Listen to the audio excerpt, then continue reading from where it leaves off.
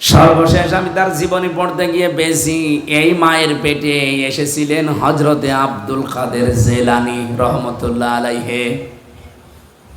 এত বড় চরিত্রের অধিকারী তার মা, এর পরেও তিনি মায়ের পেট থেকে এসে মাত্র 6 বছর তার বয়স, মা তাকে নিয়ে গেছে মাদ্রাসায় পড়ানোর জন্যে।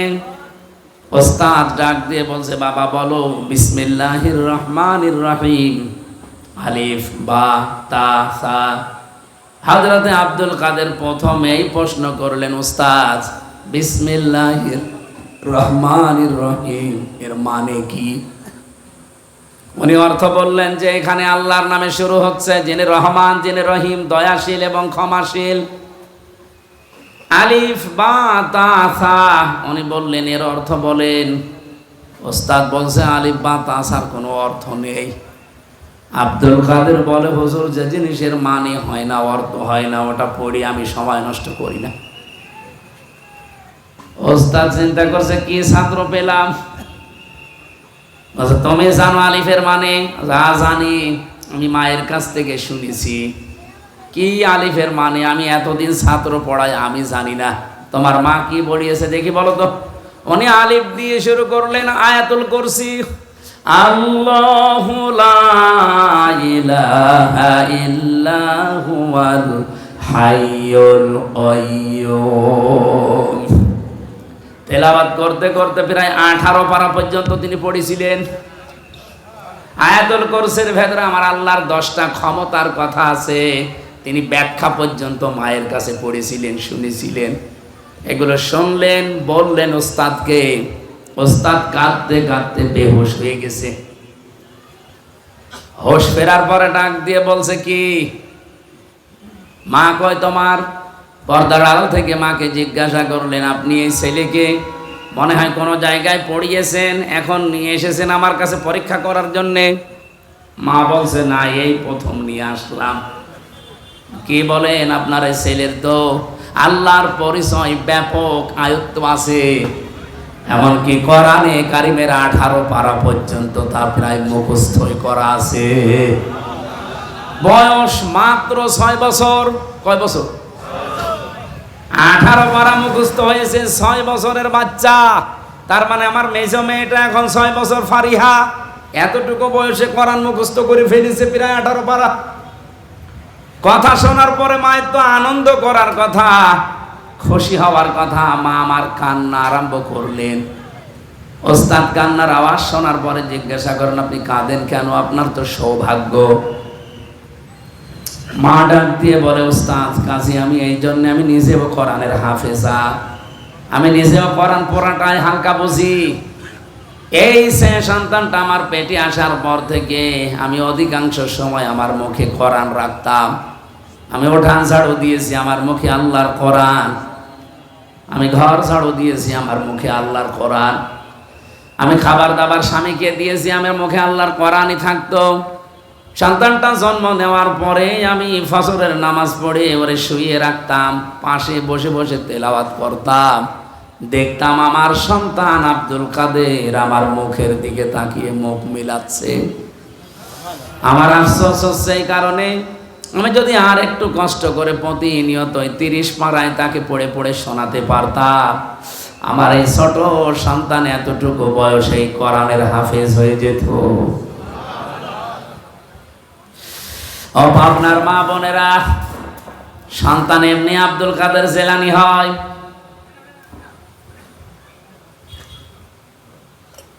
এখানে আমি যেটা বোঝাতে চাচ্ছিলাম, কন্যা সন্তান এই পৃথিবীতে মানুষকে আমার আল্লাহ দিয়ে তিনি নিজে আরশে বসে বসে আনন্দ করেন আর তিনি নিজেই খুশি হন। আপনি যখন এই মেয়েটার সুন্দর একটা অর্থবোধক নাম রাখার পর তার পেছনে খরচ করবেন সাধ্য মতো, মনে করবেন এটা আমি আল্লাহর রাস্তায় সাদগা করছি। কোন ছেলের পেছনে খরচ করলে সাদগা হয় এটা আমি পাইনি, কিন্তু মেয়েটার পেছনে যদি খরচ করেন, তাকে দিন শিক্ষা দেন, 3 নম্বরে তাকে সৎ পাত্র দেখে পাত্রস্থ করেন, নবীজি বলেন কিয়ামতে আল্লাহ যখন আমারে জান্নাতে দেবে তিনি এইভাবে দেখিয়েছিলেন, পাশাপাশি আমার পাশে ওই মেয়েটার দায়িত্বশীল মা বাবা আমার সাথে থাকবে। এখানে অর্থবোধক নাম রাখবেন মেয়ের, এমন নাম রাখবেন না যেটা শুনলে কোনো অর্থ পাওয়া যায় না। সেদিন একটা দোকানের নাম তার মেয়ের নামে দেখলাম মাহিদা। মাহিদা মানে বিভিন্ন জায়গায় আমি দোকানের নাম সাইনবোর্ডে দেখি ফুলজান স্টোর, অথবা লেখা আছে আসিয়া স্টোর। না, আইন সাদিয়া, আসিয়া শব্দের শাব্দিক অর্থ অবাধ্য, আর হামজা দিয়ে আসিয়া মানে বাধ্যগত বান্দি, সৌভাগ্যশালী। তাহলে আসিয়া না আসিয়া? হ্যাঁ, আসিয়া হামজা দিয়ে। খালি উচ্চারণের ভেতরে পার্থক্য হয়ে গেলে দেখেন অর্থ আকাশপাত পাল্টিয়ে গেছে। আসিয়া মানে সৌভাগ্যশালী, আর আসিয়া মানে অবাধ্য। ফুলজান মানে ঘুনিয়ে ধরা। ওরে মাহিদা রেখেছে, জিজ্ঞাসা করলাম মাহিদা স্টোর কি? বলে আমার মেয়ে হয়েছে, তার নামে আমি দোকান দিয়েছি। খুব ভালো লেগেছে নামটা আমার। কোথায় পেয়েছেন? মাহিদা। আচ্ছা, কোরআন শরীফ পড়তে গিয়ে পেয়েছি বিসাল মাহিদ, মিহাদ। এই মিহাদ থেকে শেষে আবার জবর দেওয়া আছে। আমরা বললাম মেহাদ মানে জানেন? মেহাদ মানে জাহান্নামের নিকৃষ্ট স্থান। আচ্ছা, কোরআন শরীফ পড়ে নাম পালাম, তাও 2 নাম্বার নাম। নাম পাল্টাবো, নাম পাল্টিয়ে এখন আমি তারে দিয়েছি জামিলা লিখবেন। জামিলা মানে আপনার মেয়ে যেহেতু সুন্দরী, আপনি মেহাদ না দিয়ে দিবেন জামিলা মানে সুন্দরী। সুন্দর একটা অর্থবোধক নাম রাখার পরে এই মেয়েটাকে যদি আপনি সাধ্য মতো খরচ করে তাকে দিনের শিক্ষা দিয়ে, দুনিয়ার শিক্ষা দিয়ে, সাত একটা পাত্র দেখে পাত্রস্থ পর্যন্ত করে দিতে পারেন। কোরআনে কারিমে আল্লাহ যেখানে জন্মের কথা দিয়েছেন দেখবেন আগে মেয়ে লোকের নাম দিয়েছেন। ইয়াখলুকু মা ইয়াশা ইয়াহাবু লিমান ইয়াশাউ ইনাসা ওয়া ইয়াহাবু লিমান ইয়াশাউ যুকুর। আল্লাহ পাক ইয়াহাবু লিমান ইয়াশাউ ইনাসা দিয়েছেন। ইনাসুন মানে মেয়ে লোক, কন্যা। ও পাবনাবাসী, আল্লাহ ছেলের নাম দিলেন না কেন? আল্লামা আলুসি রুহুল মান, রুহুল মাহানি, রুহুল বায়ান, এই তাফসিরের ভেতরে তিনি ব্যাখ্যা করতে গিয়ে লিখেছেন আল্লাহ পাক সবচাইতে বেশি ভালোবাসে মেয়েদেরকে, এই জন্যে তিনি মেয়ে দিয়ে আরম্ভ করেছেন আয়াতটা। জোরে বলেন সুবহানাল্লাহ। তাহলে আল্লাহ সবচাইতে বেশি খুশি হন, আনন্দ পান দুনিয়াতে ওই সময় যখন কারো ঘরে মেয়ে আসে, কন্যা সন্তান আসে। কিন্তু দুনিয়ার মানুষ এইটাই খুশি না বেজার?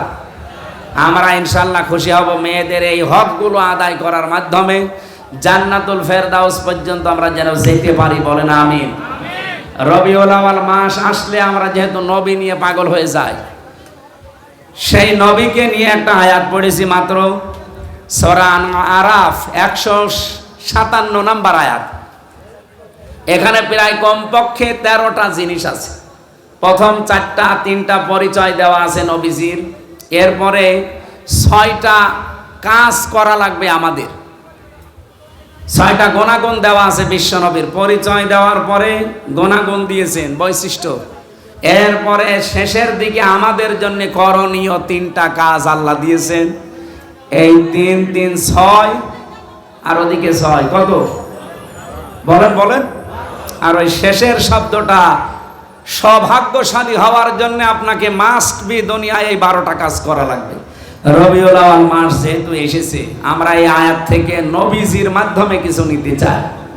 আল্লাহ যেন আমাদেরকে সহজে অল্প সময়ে কিছু নেওয়ার সুযোগ দান করেন, বলেন আমিন। সূরা আরাফ কোন সূরা বলেন তো? আরো জোরে বলেন, কোন সূরা? আরাফ। 206টা আয়াত আছে, মাত্র এক আয়াত পড়েছি, 157 নম্বর আয়াত। নামকরণ বলছি আগে। আপনারা কি বিরক্ত হচ্ছেন নাকি? যারা কি চলে যাচ্ছে এরা কি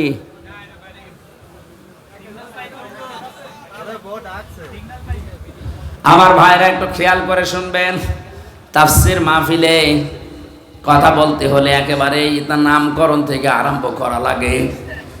আরাফ শব্দের শাব্দিক অর্থ আমরা জানি, ওই যে আরাফাতের ময়দান না, এটা শুধু আরাফাতের ময়দান না, আরাফ শব্দের শাব্দিক অর্থ উঁচু। এটা জান্নাত এবং জাহান্নামের মাঝখানে একটা দেওয়াল দেওয়া আছে, এই দেওয়ালটার নাম হচ্ছে আরফ। নবীজি বলেন কিয়ামতের দিন আল্লাহ কিছু মানুষকে এখানে বসিয়ে দেবেন, এ মানুষগুলো জান্নাতেও যেতে পারবে না, জাহান্নামেও যাবে না। এদিকে তাকান, খুব গুরুত্বপূর্ণ একটা পয়েন্ট। এই ছেলে বসো। সাহাবী প্রশ্ন করলেন, হে নবী, এরা জান্নাতে যাবে না, জাহান্নামেও যাবে না, ওই জায়গায় থাকবে কতদিন? নবীজি আর বলেননি যে কতদিন। আপনি টের পাচ্ছেন, জান্নাতেও আপনি যেতে পারবেন না, জাহান্নামেও যাবেন না, হ্যাঁ ওই প্রাচীরের ওপরে দাঁড়িয়ে থাকা লাগবে। কতদিন আর নেই, সীমা নেই। আমাদের কারো কপাল যদি ওই রকম হয়ে যায়, কেন হবে সেই কথাটা বলি আমি তাফসিরে যাচ্ছি। বিশ্বনবী বলেন আল্লাহ তাদেরকে জান্নাতে দেবে না মাত্র একটা কারণে, ওর নামাজ রোজা পর্দা পশিদা সব ঠিক ছিল, কিন্তু পরিবারে ওর বউর সাথে আচরণ ভালো করতো, মার সাথে আচরণ ভালো করতো না। ও দুনিয়ায় মায়ের হক আদায় করে নাই ঠিক মতো, এই কারণে আজ ওই জায়গায় দাঁড়িয়ে আছে, ও জান্নাতে যেতে পারছে না। তাহলে জান্নাতে যাওয়ার বাধা কিন্তু আপনার মা বাবা।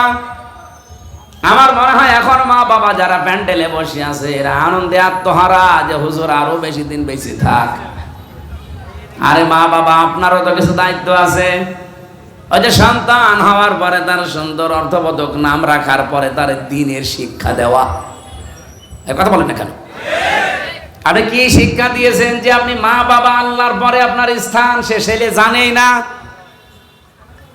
কয়েকদিন আগে একটা জানাজা দেখছিলাম ভিডিওতে, এই বাংলাদেশের সুদর্শন পুরুষ নামে একজনের নাম শোনেননি? ও যদি সুদর্শন পুরুষ হয় আমি কি কি জানো নাম ওর? অ্যাডলফ। আমি মনে করছিলাম অ্যাডলফ হিটলার মনে হয়। এই শয়তানের জানাজার নামাজে আমি দেখলাম ও বাবা মারা গেছে, জানাজা পড়ছে, এইভাবে তুলে দাঁড়িয়ে আছে। এখন যে কোনো দেখি সালাম ফেরান লাগবে তাও জানে না। অ্যাডলফের মতো সন্তান আপনি জন্ম দেন, ও যতই সুদর্শন পুরুষ হয়ে বাংলাদেশ কাঁপিয়ে যাক, আল্লাহর কসম কিছুদিন পরে দেখবেন তার মাকে বৃদ্ধাশ্রমে রেখে এসেছে। কারণ আজ হাজারো বৃদ্ধাশ্রমের নিজে খোঁজ নিয়েছি, নিজে গেছি, যে দেখেছি দিন শিক্ষায় শিক্ষিত যারা, হ্যাঁ তাদের মা বাবাও বৃদ্ধাশ্রম অনেক আমি পেয়েছি। এটা শুধু ওই ছেলেটার কারণে না, এটা হচ্ছে তার বউর কারণে।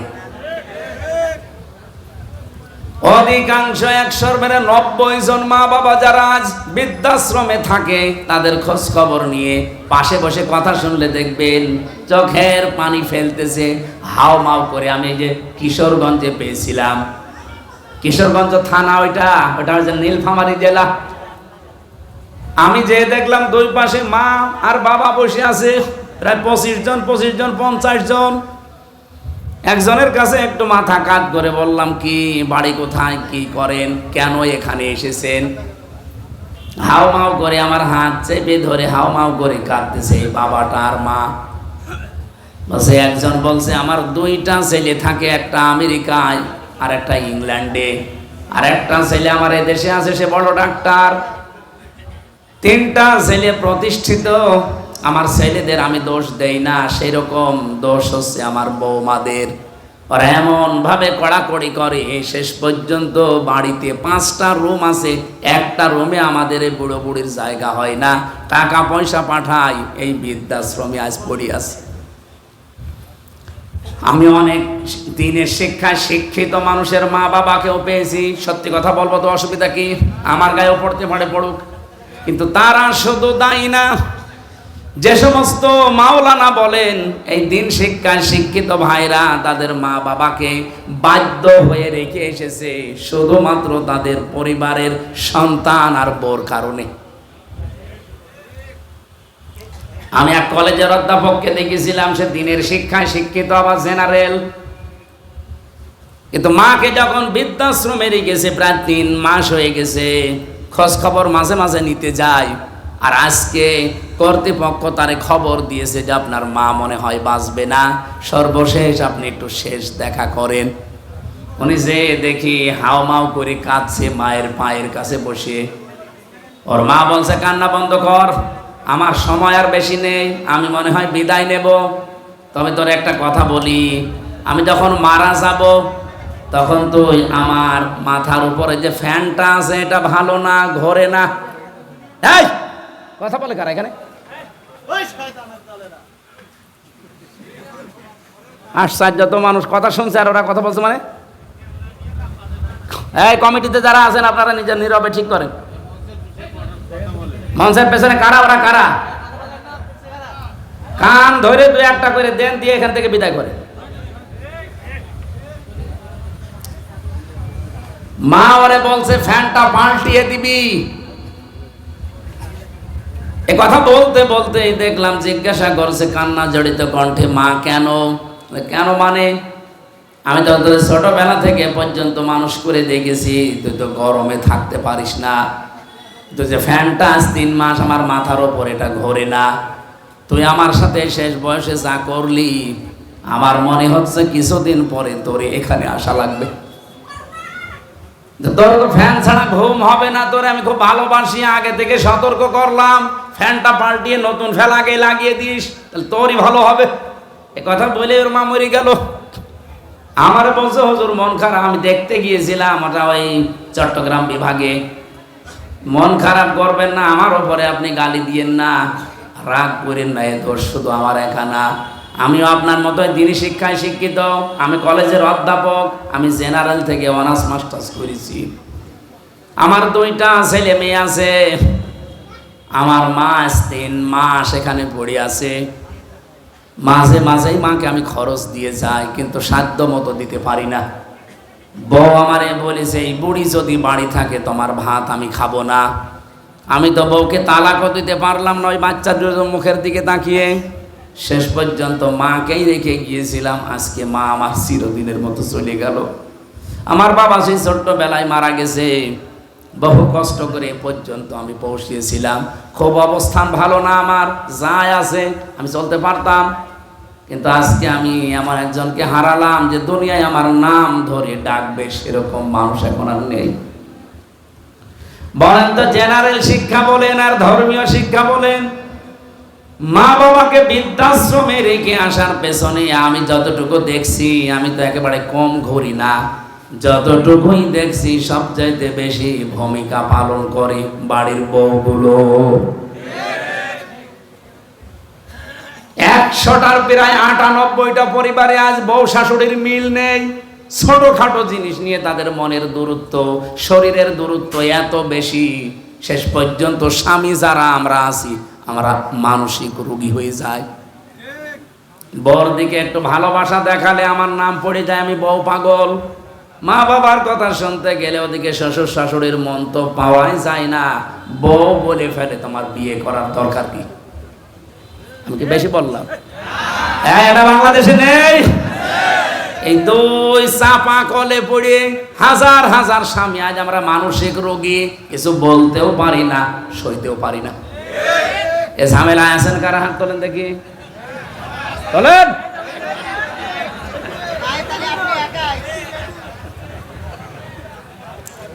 এটা রেকর্ড হচ্ছে, সারা বাংলাদেশে যাচ্ছে, পেছনে যারা মেয়ে লোক বসে আর অত শুনছে, সারা পৃথিবী এখন ছড়িয়ে যাচ্ছে। হাতে পায়ে ধরে মাদেরকে বলছি, বিশেষ করে বউদেরকে বলছি, আল্লাহর কসম আপনি জান্নাতে যেতে পারবেন না যতক্ষণ শ্বশুর শাশুড়িকে নিজের মা বাবার মতো মনে না করবেন। আরে নিজের মা বাবাও তো আপনার কাছে থাকলে জীবনও আপনি এরকম ঝাড়ি দিতে পারবেন, এরকম মন খারাপ করতে পারবেন? 24 বছর, 25 বছর, 28, 30 বছর পর্যন্ত হামজার পেছনে এই মেয়ে লোকটা শ্রম দিয়েছে নিঃস্বার্থ ভাবে। এই পুরুষ লোকটা রোদে পুড়ে পুড়ে পিঠের চামড়া কালো বানিয়ে ফেলেছে এই হামজার জন্যে। আর আপনি 3 কথায় এসে 3 দিনে আপনি পাল্টিয়ে গেলেন। আপনি নিজের শুধু ক্ষতি করছেন না, এই স্বামীর মন থেকে তো উঠে যাচ্ছেনই। আপনি দেখবেন স্বামীরা সবচাইতে জড়ানো জিনিসকে বেশি ভালোবাসে। আর পৃথিবীতে সবচাইতে বেশি আমরা পুরুষ যারা আছি, আল্লাহর কসম আমি কোরআন হাতে নিয়ে বলতে পারি, আল্লাহ রাসূলের পরে আমি সবচাইতে বেশি ভালোবাসি আমার মা আর বাবাকে।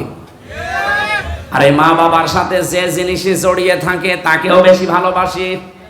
এজন্য যদি স্বামীর মন পেতে চান, আপনি স্বামীর মা বাবার সাথে কন্যার মতো জড়িয়ে যাবেন, তাহলে এমনি আপনাকে মন থেকে ভালোবাসবে। কথা বলেন ঠিক কিনা?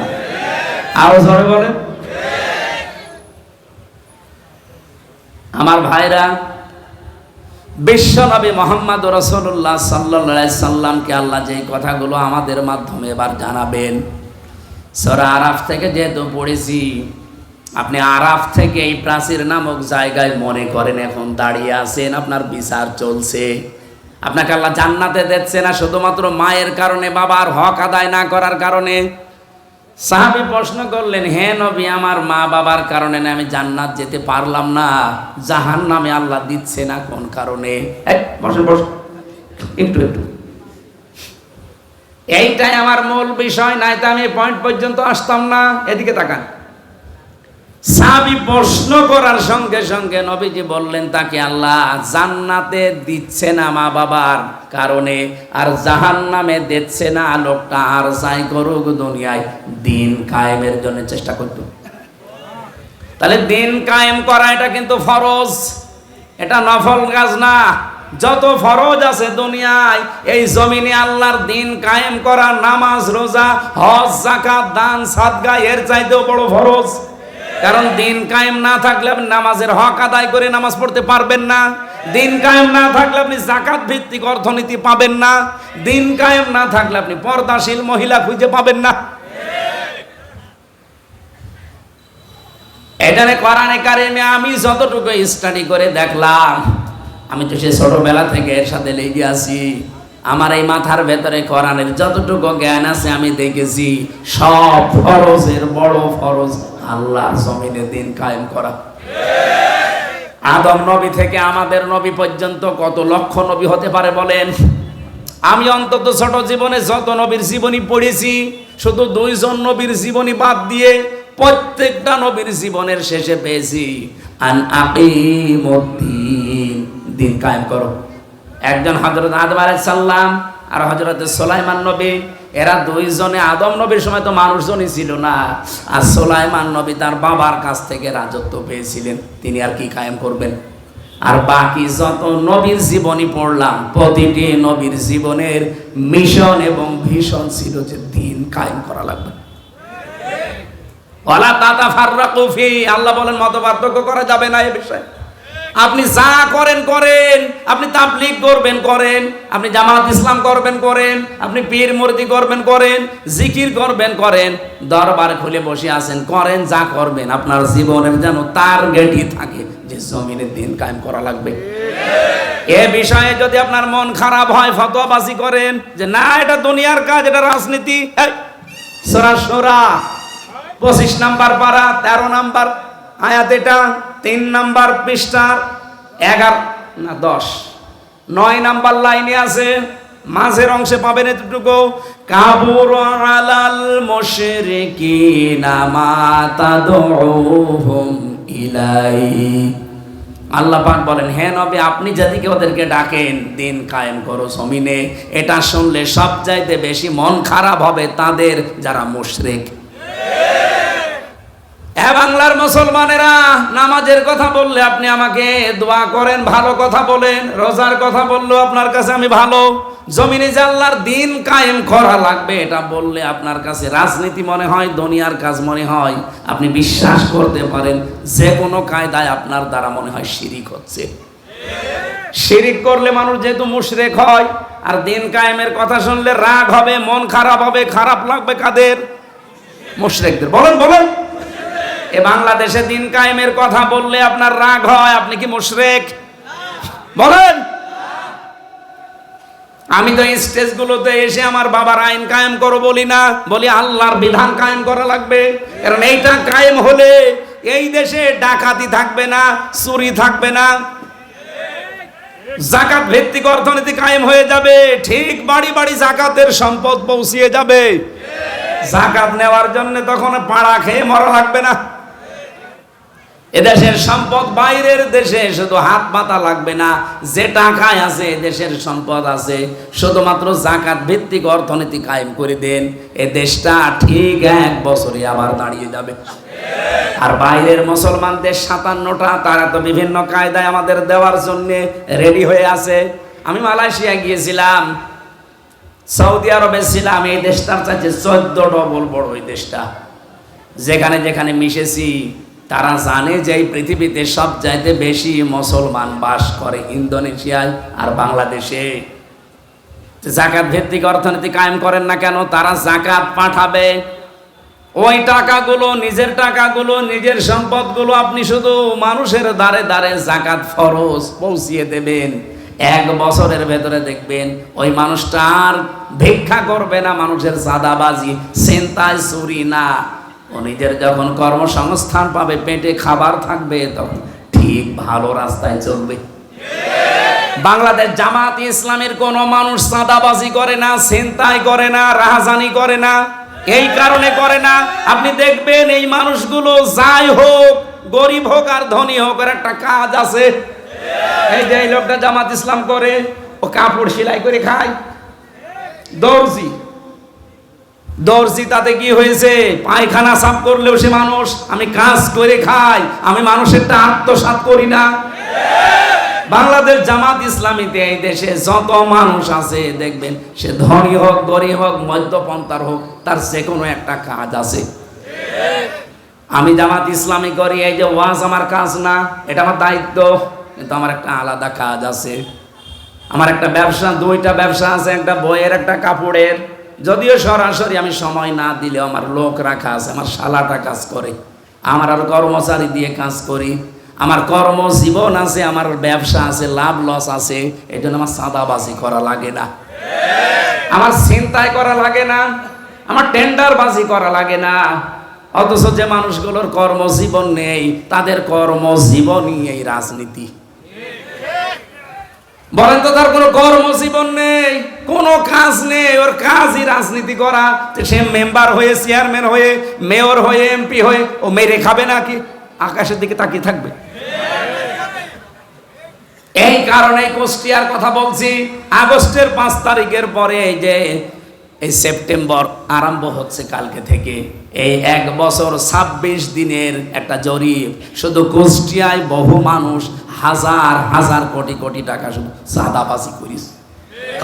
ওই জামাত ইসলামের একটা লোকের বিপক্ষে এটা তোলেন তো, সারা বাংলাদেশ দিয়ে দিলাম, যান। আপনার বিরুদ্ধে কথা আসে কেন? কর্মজীবন তৈরি করেন, দরকার পায়খানা সাফ করেন, রাস্তা ঝাড়ু দেবেন, যে কোনো কাজে থাকবেন। শয়তান আপনাকে দিয়ে উল্টা পাল্টা কাজ করাতে পারবে না, কারণ কাজ যখন নেই তখনই শয়তান তার টার্গেট করে। আপনাকে আমি ভালোবাসি, আপনার আখেরাত যেন নষ্ট না হয়। আরে ভাই, চাঁদাবাজি করে হয়তো আপনি 2 কোটি টাকার মানুষ হবেন, আপনার চাইতে আরো 5 কোটি টাকার মালিক ছিল অনেকেই, কিন্তু এখন বাড়িতেও থাকতে পারে না। আমি নিজে সাক্ষী, 620টা বাড়ি একজন মন্ত্রী ছিল। আগে যিনি মন্ত্রী ছিল, ভূমি মন্ত্রী, আপনার ডিলু, উনি তো কবরে চলে গেছে। ওনার পরে একজন হয়েছিল চট্টগ্রামে বাড়ি, সাইফুজ্জামান জাভেদ। একবার বাইরের দেশে গেলাম, সিঙ্গাপুরে না মালয়েশিয়া যেন, হোটেলে উঠেছি, নিচতলায়। হোটেল তো অনেক বড় বড় হোটেল, লিফটে নামা লাগে, 20 তলা, 25 তলা, 30 তলা, 118 তলা পর্যন্ত আছে মালয়েশিয়াতে। চিন্তা করলাম একটু নিচে যাই তো দেখি কি অবস্থা। নিচে এসে দেখি ওয়েটিং রুমে 2 জন শয়তান গল্প করছে। আমি গেছি, আমারে তো চিনে ফেলেছে, বলছে হুজুর সালাম আলাইকুম। ঠিক আছে, কি এখানে? হুজুর আমরা আগেই পালিয়েছি। অবস্থা দেখি আমরা আগেই পালিয়েছি। পালিয়ে আপনি এখানে কেন? আসি আমি। কত নাম্বার কামরায় আছেন? আসি এই হোটেলে আছি। আপনি কত নাম্বারে আছেন? আমার তো আর ওর মতো ভয় নেই, বললাম অমুক নাম্বারে আছি।